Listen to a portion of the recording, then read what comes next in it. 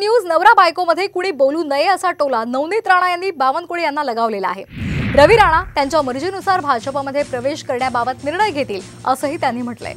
एक दिवस नवनीत राणांचं रवी राणा भाजपमध्ये आणतील असं भाजपचे प्रदेशाध्यक्ष चंद्रशेखर बावनकुळे यांनी दावा केला होता आणि त्यावर नवनीत राणा यांनी हे प्रत्युत्तर दिले। राणांच्या टीकेवरून बच्चू कडूंनीही टोला लगावलाय। एक दिवस नवनीत जी घरात आदेश देतील आणि राणाजींना सुद्धा मोदींच्या नेतृत्वामध्ये आज नाही उद्या कधीतरी मी आज कधीच म्हणणार नाही। मी माझा निर्णय स्वतः आपले इच्छाप्रमाणे घेतलेला आणि त्यांची मर्जी अनुसार ते आपलं निर्णय घेतील। तर मला असं वाटते की नवरा बायकोंमध्ये कोणी बाहेरचं ना बोललेलं बरं आहे। खरं तर बावनकुळे जी हे फार मोठं व्यक्तिमत्व आहे आणि ते भाजपचे प्रदेश अध्यक्ष आहे। आणि भाजपचे प्रदेश अध्यक्ष म्हणजे राज्याचे ते नेते आहे।